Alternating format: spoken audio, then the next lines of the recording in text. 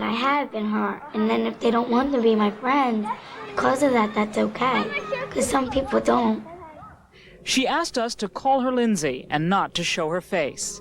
We met her in Baltimore, where she's living with her Aunt Kay, still recovering from the abuse she suffered as a toddler at the hands of her stepfather. Well, he made me like have sex with him and everything, and he made me touch his private, and he was touching my private. And my mom would sit there sometimes watching TV and saying, "Does it feel good?" When you talk about this, what do you feel toward your stepfather, toward your mother? Are you angry? Yes. Very. And you said you were hurt. In what way were you hurt? Like, I felt like I had a deep hole in my stomach, like in my heart. And I didn't know what to do because I couldn't believe. I was like, why does this happen to me? Why can't they pick someone else? When the case went to court, Lindsay's stepfather pled guilty. His punishment? A year's probation. What would you have liked to have seen happen to him? And go to jail forever. How about your mom? I'd like her to get locked up and see how it feels too. Not all offenders go free. It was sometime after her 14th birthday when it started. David Mullins is serving 10 years in a Maryland prison for child sexual abuse. Basically what happened was I fell in love with my daughter. And I mean, I wish it hadn't happened, but it did. And as crazy as that may sound, that's what happened. And as a result of that, I went to a doctor for counseling and took my daughter to a doctor, to the same doctor, and he reported this to the Department of Social Services, and I was arrested and put in jail. You don't believe you should have been arrested? Yes, I do, but I don't believe I should have been given a long prison term. I wanted to get some help. My wife had told me repeatedly that she didn't love me anymore. My daughter was there and kind of picked up the slack. Maybe she thought she could take her mother's place. I don't know. I don't believe that I forced her to do anything against her will. You don't? No, I don't believe that I did. Yet, at the same time, how do you know? I think there's a tremendous amount of denial and rationalization. I don't think he sees clearly the kinds of problems he's created for his daughter. I think all too often we see that in people before they receive any assistance. Fred Berlin is a consulting psychiatrist for the Maryland prison system who runs therapy sessions for sex offenders. I'm here for molesting several boys. Finally, my 13-year-old stepdaughter Sexually abused a 8-year-old boy. These are not isolated cases. According to one survey, almost a quarter of all Americans were sexually abused as children. Most of the abusers are men, and in almost 1/5 of the cases, the abuse occurred within the family. There are some persons who perhaps are experiencing abnormal kinds of sexual cravings because they themselves were victimized and were somehow scarred in their own sexual development. There are people who, where the wiring seems messed up and they fall in love with a child in the way most of us might fall in love with an adult. Something's terribly wrong there, but it's not necessarily that they're malicious or evil in their intention. If you could see your daughter again, how do you know that you wouldn't be tempted to start all over? Well, at this point, I don't think I do know. That's why I need help. You know, God somehow will have to forgive me that, but more than that, I think my daughter will have to forgive me. She might hate your guts right now, don't you think? She probably does right now. She probably does.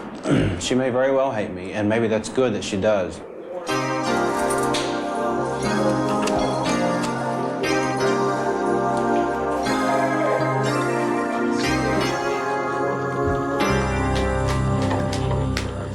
Have you ever considered, if you do lose, running away with her, leaving the area? Mm-hmm. I've thought about hiding her. But then again, it wouldn't be fair to her to take her up and Go on the run.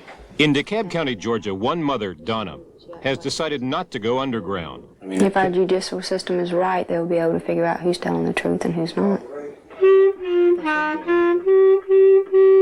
Her 10-year-old daughter, Aaliyah, has charged that she was molested, fondled by her father, Donna's ex-husband. Tomorrow, the case comes to trial. Are you worried about tomorrow? A little bit. What worries you? I'm scared what's going to happen. Now, when you go in there tomorrow, your father will be there, right?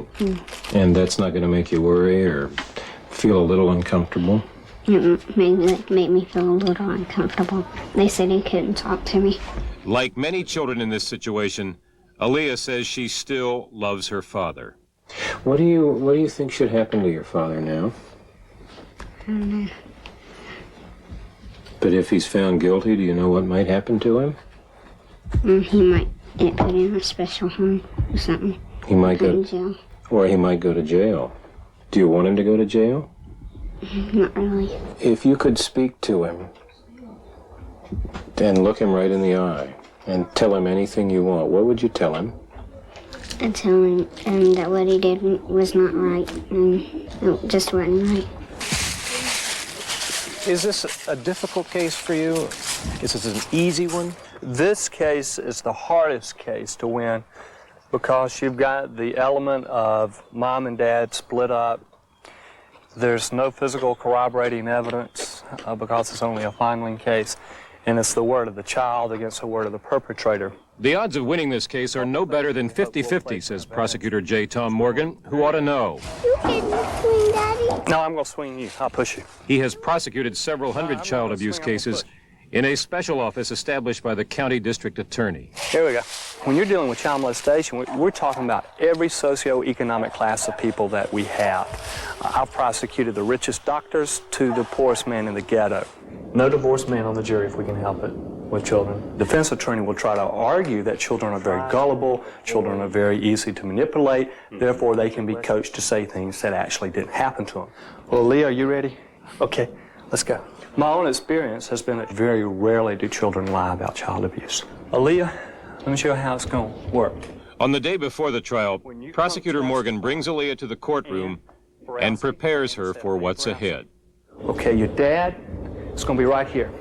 You understand? Don't look at him. And you met Miss Dykeman. Remember Miss Dykeman? Yes, sir. And what did I tell you about Miss Dykeman? She's going to act friendly, but she'll try and trick us. That's exactly right. She's going to act friendly, but she'll try to trick us. What have I always told you to tell me? To tell the truth in the court. That's right. The first thing I want to do, Aaliyah, is go over the questions that I'm going to ask you. What grade are you in, Aaliyah? Who's your teacher? What's your favorite subject in school? Barely 24 hours later, Aaliyah will return to the stand, this time before a real judge and jury. I want you to tell the ladies and gentlemen of the jury what your dad did to you, okay?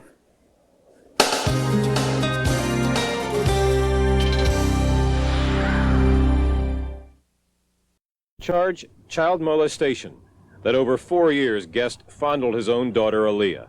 He insists he did not. All rise. Good afternoon, ladies and gentlemen. Please be seated. The basic question before the court, who's telling the truth, a child or an adult? Everybody ready to bring in the jury? We're ready to proceed on behalf of the state. Ready. The father and defendant is a part-time country singer and house painter.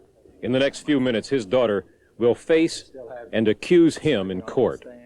We talked about if one of the attorneys objects. Do you know what that means? For the last 2 weeks, Aaliyah has been counseled by therapist Nancy Aldrich, who now tries to comfort Aaliyah just outside the courtroom. I know this is real scary, but it will be over very soon. Okay. You're ready to go, so if you call your next witness.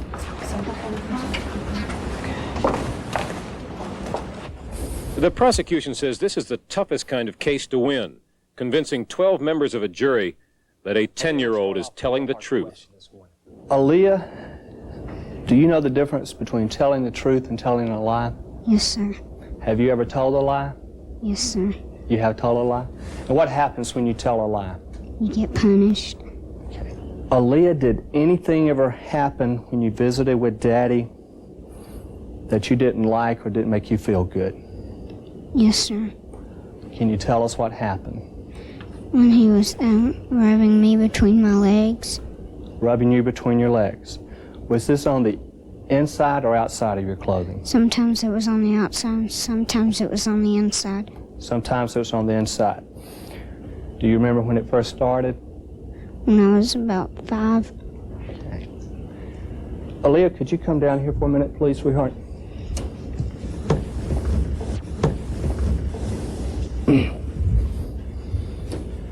Show me how Daddy would touch you.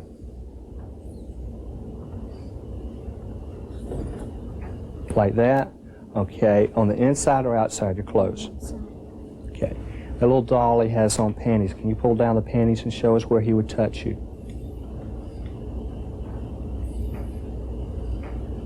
Okay. Will you please point out to the jury and the judge the man who touched you on between your legs? And who is that? Daddy. And have a seat back up there. Leah, I just want to ask you a few questions. You look very pretty today. Thank you. Did you get your hair fixed? Yes, ma'am. Did you get a perm? Yes, ma'am. Looks nice. Leah, I understand that there is absolutely no harder case for us to win than a child molestation case. Defense attorney Nancy Dykeman. When we think of children, we think of them as being youth and innocence and sweetness and light. And what you have to impress on the jury is that children are not perfect little babes that always tell the truth. You have to keep them remembering that children do lie and that there is an element in children that makes up things and that fantasizes and that cannot recant on a story once it's been told so many times. Okay, Aaliyah, tell me, starting in January of last year, the first time that he did this to you. I don't remember. Okay, what about the second time? I don't remember. What about the third?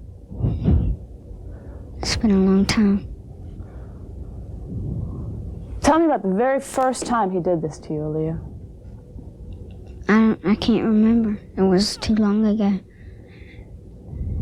But you remember who your teacher was when you were 5? Yes, ma'am. This court will recess for 10 minutes. Stand in recess. All right. Judge Arnold Schulman concedes that in cases like this, the accused labors under a heavy burden. People are inclined to think, especially jurors, that this child probably has been abused. Why should we abuse her more in court? They're going to naturally lean toward the child unless the child is obviously lying. Children will lie. The best of kids will lie. Would you, as an individual, want to be confronted in court by the word of a child in a case like this? Hell no. I mean, I know you can't say it. I can't say that right that way, but no, emphatically. I was in my laundry room doing some The prosecution presented 8 witnesses. The defense, only 1, the accused himself. I do. Did anything improper happen while those children were sleeping in the bed with you at any time? Not to my knowledge. Did you ever touch Aaliyah in a way that would be improper while she was sleeping with you? No, ma'am. This child, you said she injured herself. What? How did she do that? Skating. And she had to pull muscle. And you had to pull her panties down so you could get to the area that needed the medication. Yes, sir. All right. I had to get to the area. I couldn't close. Now, what muscle, other than the little girl's vagina, did you have to apply this medication to, so you had to pull her panties down? Can you just show me there? Well, it's the inside.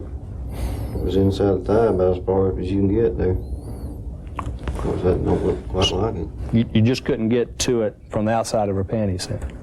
I don't guess I could. No further questions.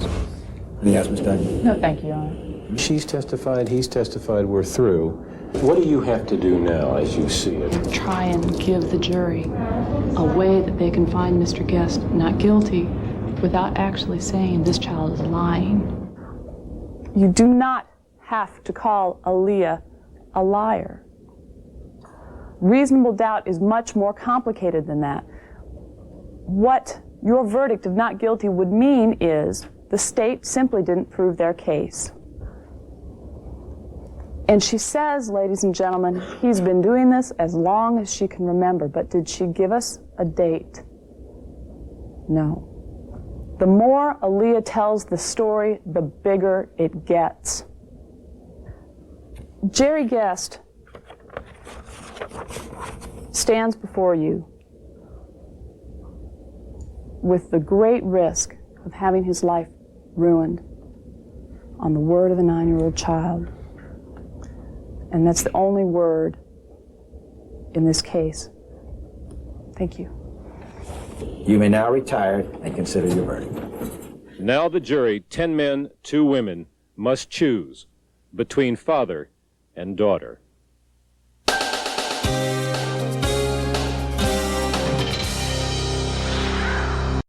I'm trying to get you too tough. You like being a daddy, don't you? I love being a dad. I mean, there's nothing else is better than that. I mean, nothing.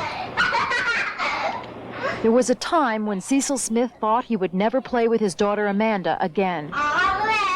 It's hard to realize that somebody can love you so much and everything.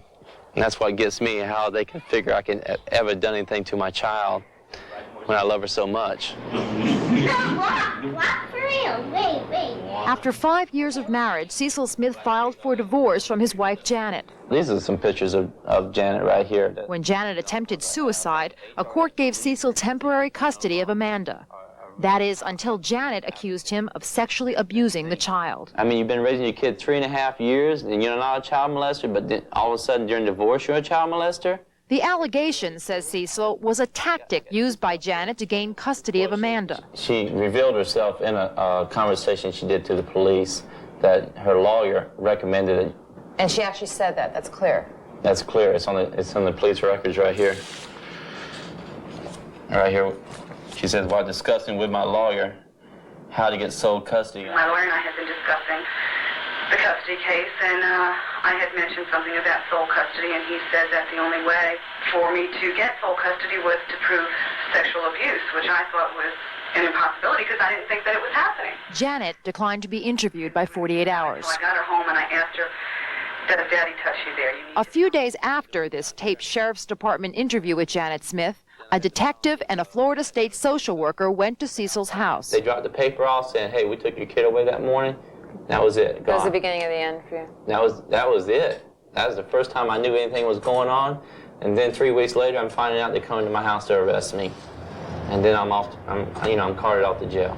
Cecil Smith was in jail on a $500,000 bond for 7.5 months. The charge carried a life sentence with a mandatory 25 years before parole.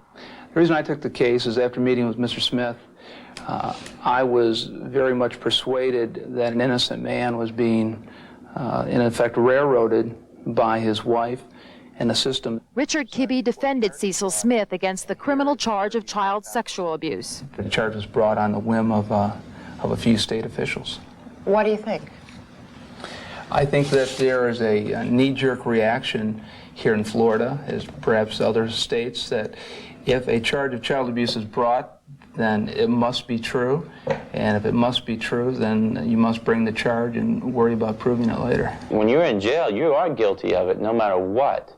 I mean, you say, well, I'm innocent. Nobody believes you. We as a society have such a distaste for any crimes involving children, which we should.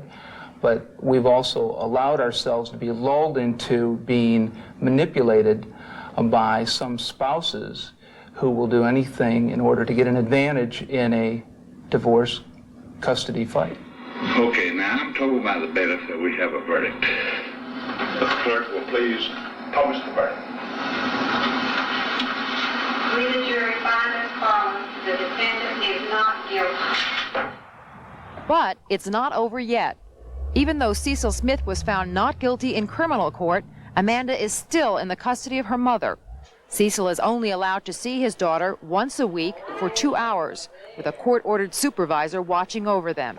And this time with a home video camera provided by 48 Hours. I'm not going to tell you. If Cecil Smith is ever to gain custody of Amanda, he must face his wife again in family court. In family court, will this whole idea of sexual abuse come up again? Yes, I'm sure that Mrs. Smith will raise that as her primary reason why she should have custody of the child. William Anderson is also Cecil Smith's attorney, this time in the custody battle. And he's going to have to relive all the charges and all the allegations and go through again proving that he did not do this. So in effect, he's having to prove twice what the jury found in the first place, that he was not guilty of this.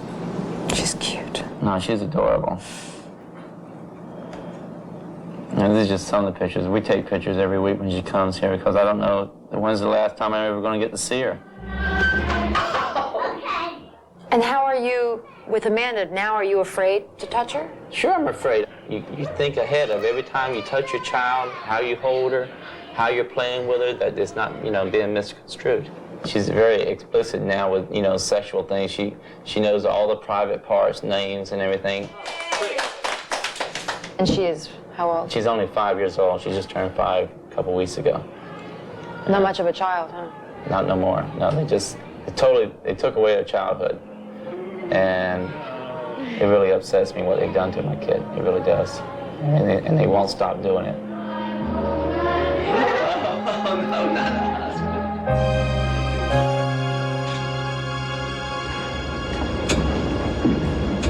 Ladies and gentlemen, I understand I've arrived at the verdict. You ready to call the jury in?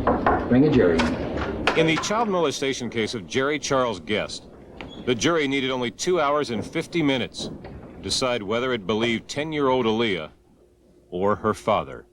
We, the jury defendant, Jerry Charles Guest, find him guilty of child molestation, signed by Thomas S. Perona, foreman, November 15th, 1989.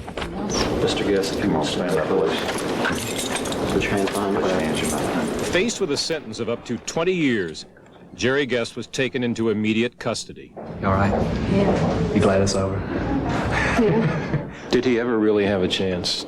A grown man having to knock down the testimony of an adorable little girl. Did he really have a chance? No, not. I mean, it would have been it was an uphill battle to begin with.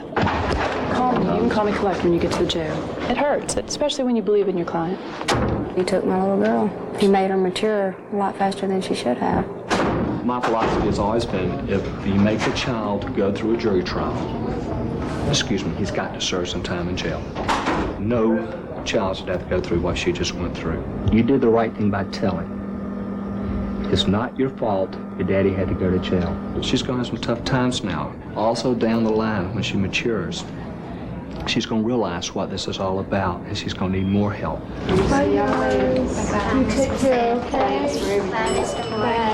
At the same time, there's also some rehabilitation for the child, knowing that I've come forward, I've told this story, and 12 grown-ups who I've never seen before believe me.